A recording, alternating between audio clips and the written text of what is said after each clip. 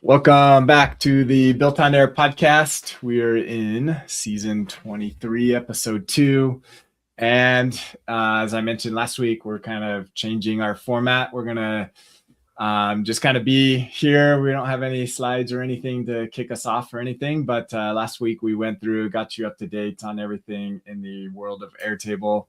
And this week we're going to do a deep dive and spend some time really learning the ins and outs of Airtable with the use case. And so, yeah, I don't think there is any big news, anything worth mentioning. Relatively quiet week. Yeah, nothing new. Yeah, I think all of the good stuff happened while we were gone, and now it's kind of like a little bit back to basics. Digesting everything. So cool. With that, so Camille is going to walk us through a demo and talk us through it. And we're going to go deep into this. So I'll share your screen on here and go for it. All right. So this kind of use case came to me just as I wonder if I could do this without a script. It's come up a couple of times in the forums and a couple other places where people have the need for records that are based on some sort of date to repeat over a specific interval. And that interval can be simple, like do this every Monday, or it could be a little bit more complex of do this every Monday, Tuesday, Wednesday, or at the end of every month, etc. And I think I had done this previously in the past with a script. And yeah, I was just really curious what I could do if I said, nope, we're going to do it all in formulas and as few automations as possible. So with that, what we're currently looking at is a very simple interface I threw together. And the example use case I came up with was a habit tracker. So I used to have an app on my phone that was, supposed to keep you honest on the stuff that you're supposed to do frequently. And I put together a list of chores and then set them on a schedule. So I'm a millennial, so all of the mail that I get is just junk mail. So I really only check my mail like at the end of the month, to be honest. So if I expand my settings section, I have it set up where each one of these records can have a repeating schedule attached to it. This is kind of where I miss the ability to hide, have conditional visibility on interface sections. Not every one of these sections, settings over to the right are relevant for all of these, but just to read out some of the ones that I've already baked in here at a set interval would let me do the first two. So I could do any number of days, weeks, months. I could have expanded to quarters and years, but didn't think that was necessary for this demo. On specific weekdays would be just this one here, where I'm linking to Sunday, Monday, Tuesday through Saturday. And I'll talk about why that is a linked record field instead of a multi-select field as we sort of get deeper into the how I set all of this up. And then the last two, fairly straightforward, on the first day of the month or on the last day of the month. And with this example, it's set to on the last day of the month.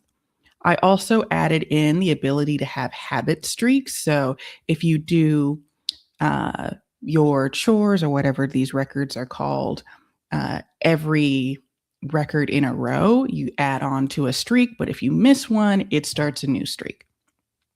And then if I scroll down to the calendar, you can see that the fourth time that this chore was supposed to happen was at the end of last month, which is December 2025. And then the next one coming up is January 31st. And if I scroll back, these are color coded. So green means I did it when I was supposed to, and light green means I did it, but late. And I think gray means that it just hasn't happened yet. So that's my way of visually taking track of those streaks. And the last thing that's on this interface is this automatic button here. If I scroll, you'll see that my records sort of stop in January and then I don't have any more after that. There's none for the end of February. If I click this button, it's going to run an automation that's going to create all of the next set of chores. And it does it. I stopped at 5, and you'll see why I stopped at 5 when we get to the automation that controls this. So it goes all the way to the 10th, which would put us in June, and I can keep clicking this and it would create the next 5, always popping on when the date should actually be. So you can see it's still going and then it's done. So that is the general setup of what this looks like, and it works the same. Let me go back to today. For the more complicated ones, like do this on specific weekdays. Like I said, there's some good reasoning as to why this is a linked record field instead of a multi-select field, mostly because I wanted to be able to handle, I've conveniently linked Monday, Wednesday, Friday in the order in which they appear in a week. But what if I didn't link these in the actual order? So if I did Sunday and then Tuesday, I wanted the formula behind the scenes to be able to account for, yes, you put in all the days, but you didn't put them in the right order. That's easier to do with a linked record field. If I scroll down, it's going to take into account whatever you had selected at the time, and it's going to count going forward. So Monday already happened in this week, so it started with the next day in the cycle, which would have been tomorrow, which is a Wednesday, and then Friday, and then the next week, there is a Monday that's eligible, so Monday, Wednesday, Friday. And if I run this again, the next time it goes, it's going to do Sunday and Tuesday as well. And then the more simple example is on a set interval, repeat every 3 days. So those are all of the different configurations that I've set up. And now we can kind of talk about my way of doing this. Now, you could do this in a considerably different manner than I did this, but I wanted to make this hopefully easy to understand. And then I gave up after a while because I think it's easy to understand, but you really have to look at it for a while. At least that's my interpretation of it. So to start with, you start with the question that you want to ask. How often does this thing repeat? And this is the first thing I had to grapple with is, what are the scenarios that I even wanted to cover? There's several other types of repetition that are not in this space, but could be, like do this on every 3rd Thursday, for example. That's not something that this space can do quite yet, but it's something that I could add. And then we need things to repeat. So I'm linking to another table called tasks, which is just pretty simple. It's a link of what the chore is or the habit, and then a number to indicate this is the first time, the second time, the third time, when it's due. We'll talk about streaks later. And then a simple status of, yes, it was done, or no, it hasn't been done yet. And then from there, now we need specific information about that repetition. So if you chose a set interval, I need to know a number of times to skip. So this is what this field is, the repeat interval number, simple number field, nothing special. And then repeat interval period, simple single select field. Like I said before, you could do hours if you wanted. You could do quarters or years. I stuck with days, weeks, and months. The process is going to be the same no matter what you pick. And then for that, I'm going to kind of scroll to the right, and you can kind of preview. It takes a couple of different formulas for this to work in the way that I wanted it to work. And it all kind of culminates in this one field called next due date. In order to do this and keep it clean, I have the simple, overarching formula here of, depending on what your when to repeat is, your schedule, it will output the date of some of these more more complicated, more specific formulas. That way, this formula remains pretty legible. So at a set interval, we want to take the last due date and add this number of periods. So the date add field is pretty great in that all it needs is a starting date, a number, and whether it's days, weeks, months. And that's why I formatted those other two fields in that way. So the date add portion of it could be pretty straightforward. You just plug in those days. The other ones needed a little bit more help. So they are all based off of the latest due date, which is taking all of the records from the task table that are linked to that habit or chore. And they're trying to find, well, what is the latest due date? And if there isn't one, this is just a roll-up field with max as the aggregation. If there isn't one, just use today. So we don't have any errors in any of our date calculation. We need to give it something. The most complicated interval to go over is on specific weekdays. This one took the majority of my time to figure out. Like I said before, it's based off of a table of weekdays. Also, I could have a sort or a number field associated with each of them. And that allows me to more easily add or subtract days depending on when we need to offset. So if I scroll, it takes several formulas to get to where I need to go.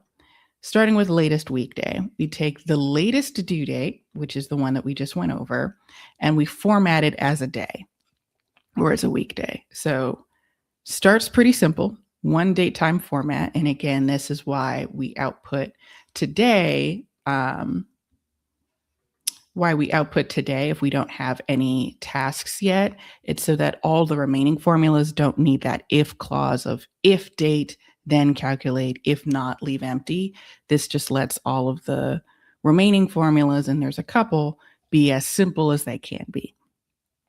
So now we need to know what is the position of the latest weekday. And when we say position, we're talking about this formula. This is the most hacky portion, I think, of my implementation that I've done. It's all of the weekdays in the 3-letter format and then repeated twice. The reason being is because if you have something repeat, say Monday, Wednesday, Saturday, it was very difficult for me to write a formula that says, well, if today is Saturday, the next thing in the sequence should be Monday. And if I stopped the sequence at Saturday, there would be nothing left in the sequence. So if I repeat it twice, if today is Saturday, it can keep going and say it's Monday. You don't need to keep repeating it infinitely, because if you're using the find function in a formula, it's going to find the first time Saturday appears. So we're actually never going to get to the second Saturday. We're always going to start here, and then it's able to skip forward and say, oh, the next thing in the sequence is Monday. So is there another way to do that? Probably. This is the way I did it. So that's the position of where, in this case, Friday is in this very long string of every weekday repeated twice. Now we need to know when the next weekday is in the sequence. So this is where it starts to get a little bit complicated. So what we need to do is take, if the current or the latest weekday in the sequence of all the tasks that we have is Friday, we need to know what the next one in the sequence is.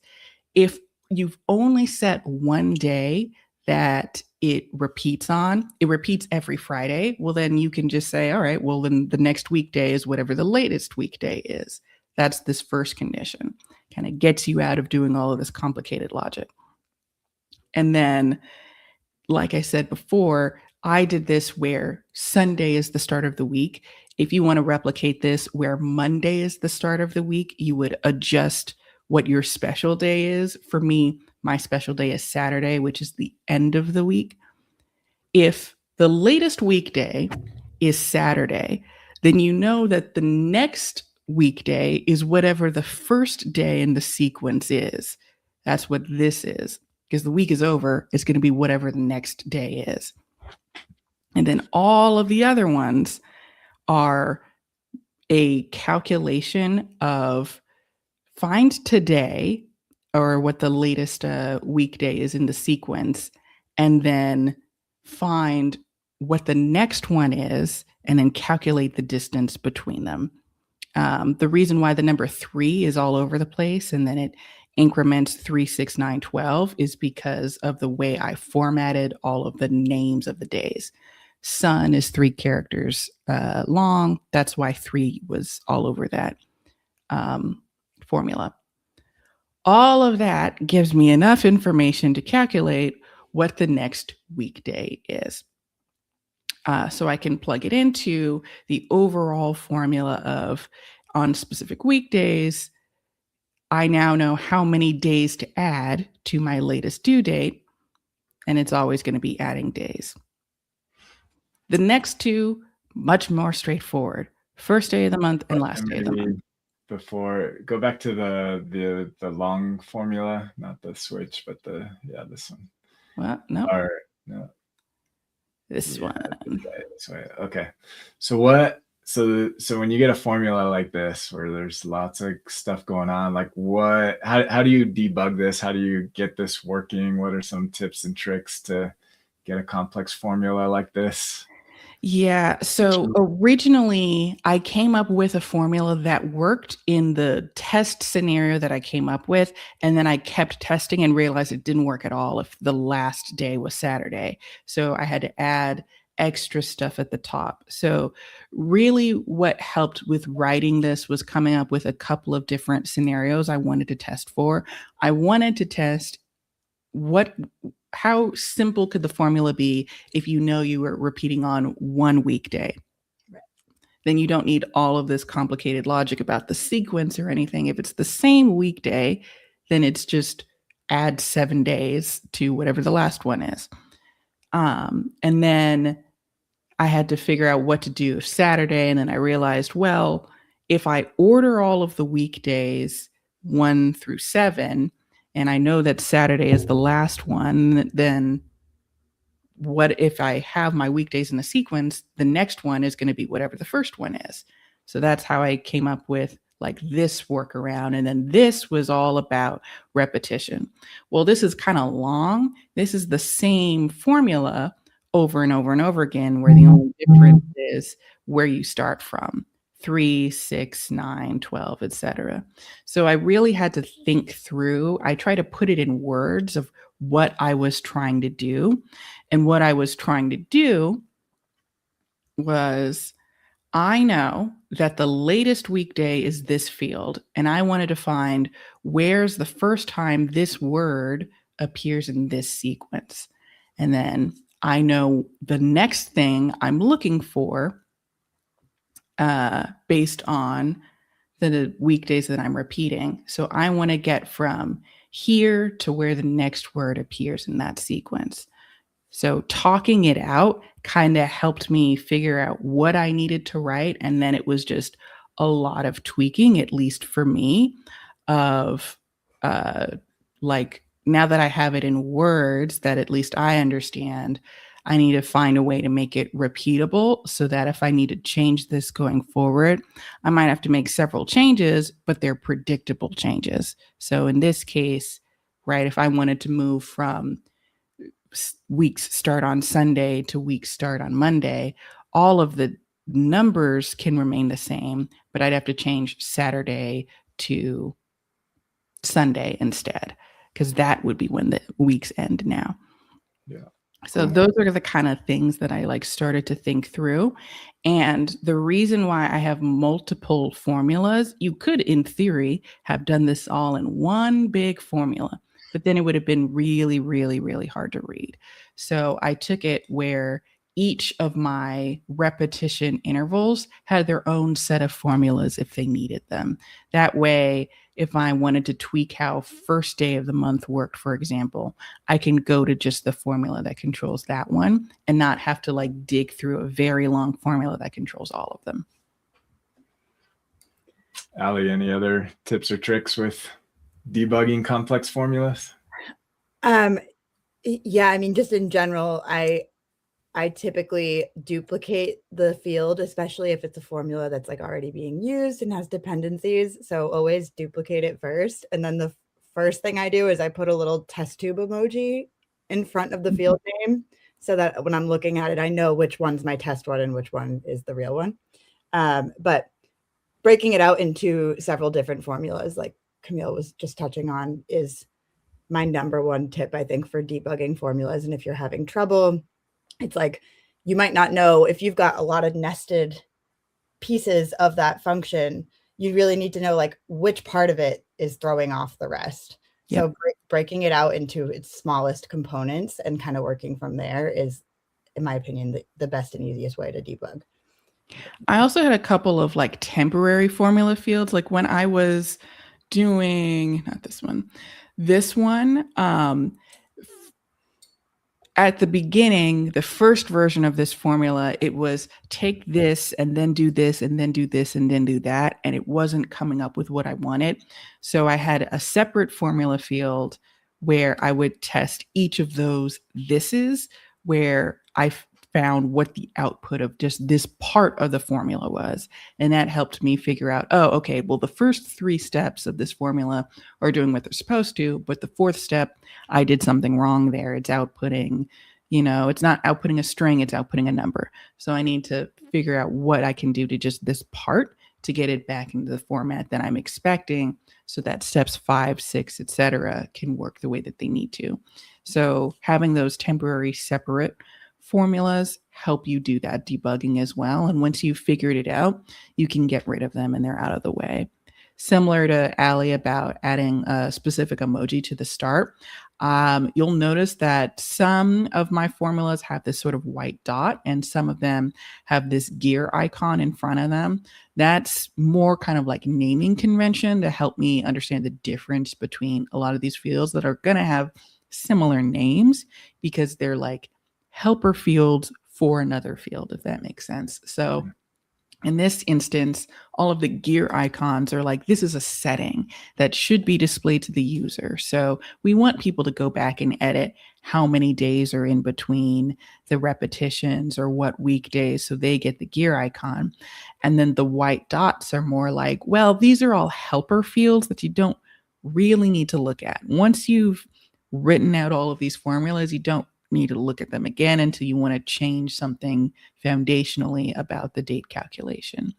And then the last field that is actually used for creating these new records, it doesn't have any emoji at the start. It's a simple formula that outputs the desired end result.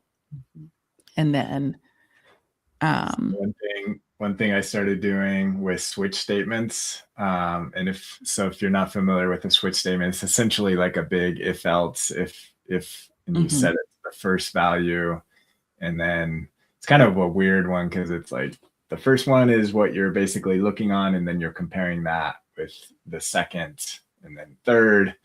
So it's like every other entry is a comparison on the first entry. Yeah. Anyways, one thing I started doing with something like this is using linked records for the values instead of a dropdown, and then using the record IDs. So that, because my biggest fear, especially in formulas, if you're comparing any field with a value of a dropdown, that somebody's going to change the value of that dropdown. Yep. And then it messes up all your formulas. I sometimes will use emojis in like those drop down values. So like if it's like, say to do, in progress, done, I might have like an X, an hourglass. So as long as they don't change the... Yeah, exactly. And I tell them like, you can change what the words are, but don't change the emoji, or like something like that, just so it's... Yeah. But then it wouldn't work in a switch. The switch has to be the full value. You could change the first part to say like left 1. of the thing. So it's whatever the first character is and make that that. Yeah. But yeah, both of those great solutions for the Switch, because I'm terrible at spelling, apparently. So it is often the case where like the logic is fine and then it will output nothing or whatever the default is. And then I'll look back and it's like, oh, I added 2 N's to the word month for whatever reason in the drop down. And so you have to go back and rename it and make sure that your formula, which is dependent on it, you know, they have to match spelling. So another thing with the Switch as well, sometimes it's helpful to wrap whatever you're sending in as lower so that you don't have to worry about cases matching. So if I accidentally wrote this as a lowercase a, if you wrap whatever your comparison value is up at the top in lower or upper, if you would prefer, then you can know that what you're typing in for what to compare it against is going to match at least on that front. Yeah. And then trim. If you want to be really, really careful, you'd wrap whatever it is in whatever tricks you're doing and then wrap the whole thing in trim so that you know whether you've added an extra space or not to your comparison values. And then having it in trim, make sure that whatever you're comparing it against also doesn't have that extra space at the end. Very true. Very, very and also on the one of the cool things, it's been a year or two that they added the formatting, so you can actually like format it like a drop down of these values. But that becomes tricky if you're dependent on those and you like get the wrong one and it goes to the default state, and then I've had it mess up automations because the spelling wasn't the same as what the output was. Yeah, the format formula as drop downs and checkboxes I use all the time. I think they're one of my favorite little adjustments in recent Airtable history. They're not as relevant for this workflow here. I don't know if I've used that anywhere in this space, but they're so helpful, but you do kind of run into that same sort of, it's not a trap, but the same sort of potential outcome of if your thing doesn't match, Airtable's not going to do what you would hope it does. I had the funniest, or it ended up being a funny situation. I was banging my head against the wall for a while over it, involving those single select formatted formula fields. I was trying to update the formula, so I had duplicated the field, redid the formula, saved it. And then what I always do is I do a comparison formula. So I do a new field and say, if this one does not equal this one, like throw a value. And I compare them to make sure I look at the records that are about to change and make sure I agree. Yes, those are the ones that should be changing values. So all of them had the X. They all were like, these are all different. But I was like looking at them and I'm like, they all look exactly the same to me. Like I was like staring at it for probably a couple days. Like I kept coming back to it being like, it's the same thing. Like it's literally the same thing. They finally figured out. I had set the default value to one of the values on the list, and it had the shrug emoji in it, like somebody being like, And in my new formula, when I had typed the shrug emoji, I chose the little brown. It had black hair, the little figure. But in the other formula, it had blonde hair, and the default was set to the one with blonde hair. And I was like, literally, it was just the different color hair emoji. Wow. Be very careful with the people ones because there's so many variations and hard to even tell which one it is. So long story, but I thought that was kind of funny. I was like, oh my God. Funny. It's relevant if they don't match. Yeah. Cool. Yeah. Also, Camille, this is such a creative solution. Like I love having how you did the thing with the weekdays all out the 2 weeks in a row. That helper field, like that just gave me a bunch of ideas too. Like I once upon a time, like one of the very first projects I ever did, somebody asked me if I could write a formula to figure out how many Fridays fell in between two dates, which I don't know. Like, so I went to the forum, someone gave me a formula and I thought it worked, but years later, I revisited it and I was like, this does not work. But I wonder if you could do something using this technique. You probably can. It's like you have. It sounds like a simple question, but it's tougher than it sounds because first you need to figure out how many weeks are between the two dates that you have. And then you have to figure out, well, what is the weekday of both the start and the end? And that will tell you if the start date is a Saturday, for example, that's one fewer Friday that could be between those two dates. And if the end date is a Thursday, that's another fewer Fridays that could be between those two dates. So that's why the weekday of the start and end are important to know. But if you start on a Thursday and end on a Saturday, that's 2 extra Fridays that are between those dates. So you have to first figure out that, and then you figure out how many weeks are between the start and the end date, and then you just subtract somewhere between 0 and 4.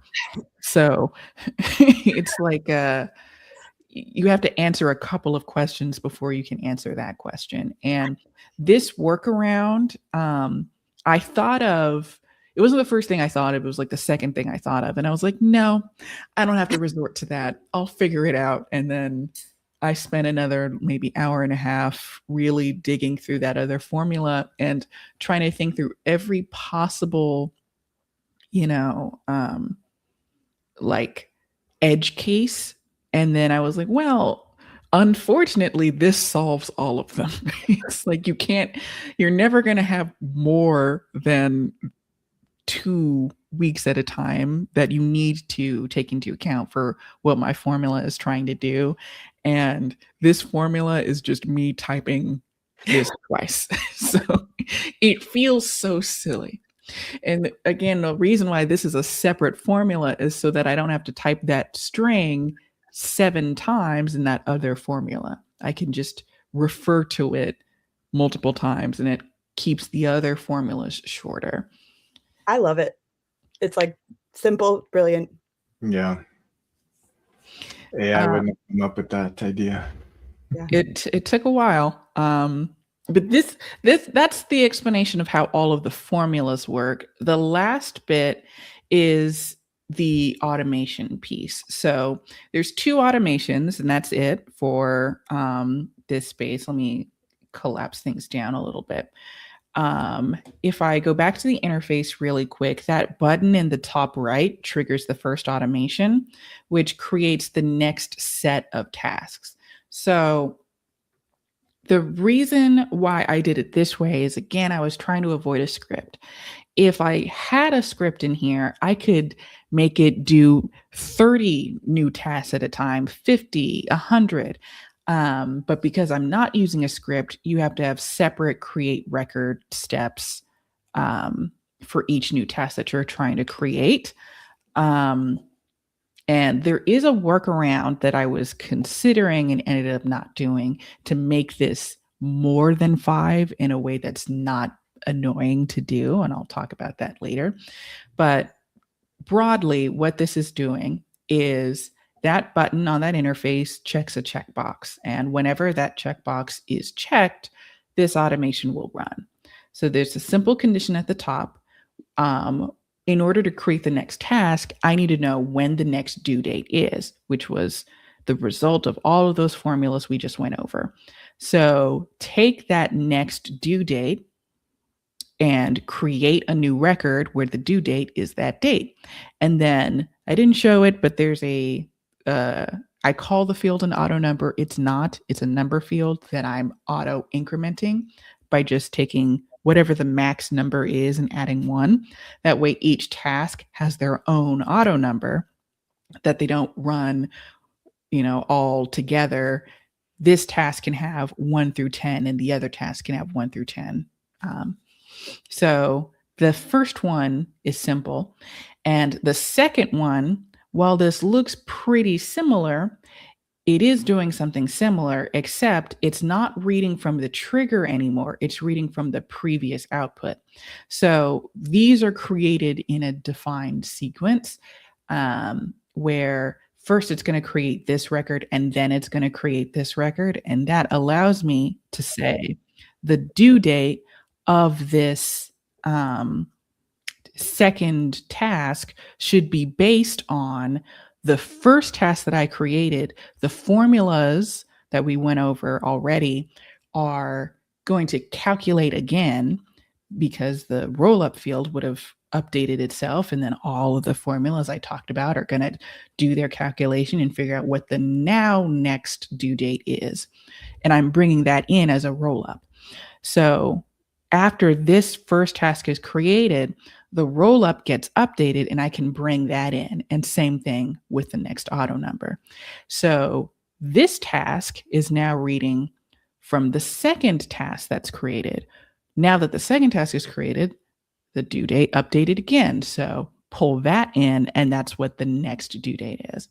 So I could have kept going. The limit of steps, I think, is 25 for an automation. So I could do 25 minus 2 because of these two other steps that I needed to do. I didn't want to, so I stopped at 5. And then at the end of it all, I'm just clearing that checkbox. And this other condition, if I don't have a next due date that's after today, it's doing the same thing of clearing the checkbox. If I can't calculate the next due date, don't even bother. Don't create new tasks. There's something wrong. So that's what this automation is doing. The potential workaround I was considering was if on the interface I had somewhere where you could put in a number field of create this many tasks, I could have the automation create just one task and then decrement that number that you entered. If you put in 10, decrement that number by 1. So it puts in 9. But then I was having an issue where I could have the automation be triggered whenever that number field is updated, create a new task. And I just didn't want it to run one extra time because it's going to get down to updating the number field to 0. And then it would run again because it was just updated. And I just felt that would be sloppy. I could do it. There's no real reason not to do it. And that does make it more flexible, but it would chew through your automation runs like crazy. So just something to consider. This is where I think last week we talked about, like, man, if they could just have a conditional, a loop that was sequential, then you could do this in an easy loop where you just, say, just set up a loop of 5 or however many you want to run. Then you wouldn't have to, you would just have one create record inside of a loop. I went through the whole motion of creating a multi-select field that was like, it was multi-select, and the values of each of them were 1, 2, 3, 4, 5. And I would loop through. If you chose 4, you would have to choose 1, 2, 3, 4, and it would loop through each of those and create these 5 records at a time. But I wouldn't be able to know when the first loop finished or even when the first loop started. So you have to structure it so one loop ends definitively and then you start the next loop, which you can't do really in the loop setup that Airtable has natively. You kind of have to create your own loop. And then that's when I was like, let's just do 5 at a time. Yeah. So frustrating. Like sometimes I'll have like a second, like a count field and a roll up to be like how many of these records that are linked to this record have been processed by the loop, so I can know when all of them have been. But like that's not reliable because that doesn't mean, like, if one of them failed, like I still want to know that the loop is over, and I would never know in that case. Yeah. Someday, maybe.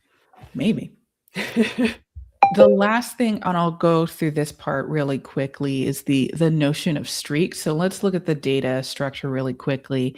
Each of these tasks, which are repeated elements of that first table with all the crazy formulas, can be linked to a streak.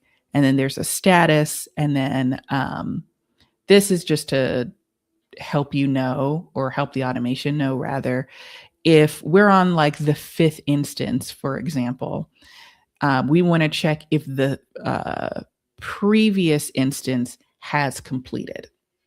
So in this case, the previous instance was 4. It was completed. So if I do the 5th one on time, I'm continuing that streak. But if the 4th one wasn't completed on time, then this should be its own new streak. And then the streaks table, I'm linking to the overall record as the individual tasks that are relevant for this streak. And then a couple helper fields to give it a name that sort of matters. So the first streak was from instance 1 through 2, and then I messed up 1 month, and now it's just we're on the 4th one, and let's see if we do the 5th one in time. So the way that automation is running of whenever a task is complete, we get the previous task using that previous calculation, which is just what's this number minus 1, and making sure that it's part of the same habit. And if there is a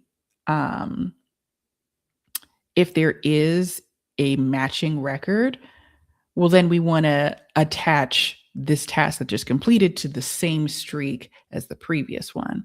If not, we want to create a brand new streak that is linked to whatever task just got completed. So this one actually relatively straightforward. And I know it's a little early for this one, but if I were to go in for January and mark this as complete, what that should do is update the streak. So I'm currently 2 instances in a row. And then if I go back and look at my data, check mail, instances 4 through 5. Just checking it from the other end. Yep.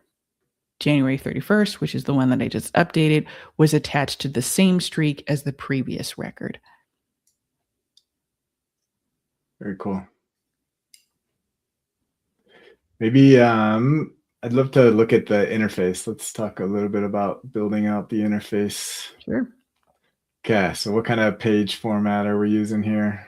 This is the record review. The actual like overall page that I used I didn't put too much thought into it. I think I had that old app I was using in mind where you could kind of easily switch back and forth between the different chores or habits that you were tracking. And record review is kind of the only modern one that lets you see the detail page pretty easily with whatever like list you're looking at without taking up like too much space. So if I get out of preview mode, the detail page takes up the majority of the screen real estate. And then I'm doing this on the team plan, which means I don't have conditional visibility available, but I do, I mean, everyone does, the ability to have collapsible sections. So I took all of the settings fields and put them together up at the top. So if I don't need to edit my settings, which you rarely do after you set up your habit, you can just hide them away. So they're not completely hidden, but they don't take up too much space. The next section was about the streaks, which are pretty simple, of just 2 numbers up at the top, which have some, like they're looking at the same field, except for this one has a condition. Is current streak being true or not? And then this has all of the streaks formatted as a chart. This one, I don't know how useful this would be in practicality, but it's every streak that's relevant for this habit with the day that streak started and how many times in a row it happened. So would this be useful? I don't know, but I added it in because I thought it'd be a nice visual. And the last bit is put every task on a calendar. There's only one due date. So this one was fairly straightforward. And I have coloring on by status. So it just takes the color of that status field. Cool. Love it. Awesome. This is great. Hopefully you all enjoy this new format. We go much deeper than we have in the past, talking about some real world use cases and some tips and tricks that hopefully help you all out in your Airtable building. And we'll do it again next week as well. We'll do another demo. And yeah, so if you have not joined our community, join us. builtonair.com/join gets you into an amazing community of Airtable users talking daily about Airtable. And we are also looking for guests to come on and showcase what you've built as well, even as early as in 2 weeks. So if you would like to reach out to me, you can DM me in the community. I'll post also a link to the sign up form as well and get some guests on. So that is today's show, and we will see you next week. Take care. Thank you.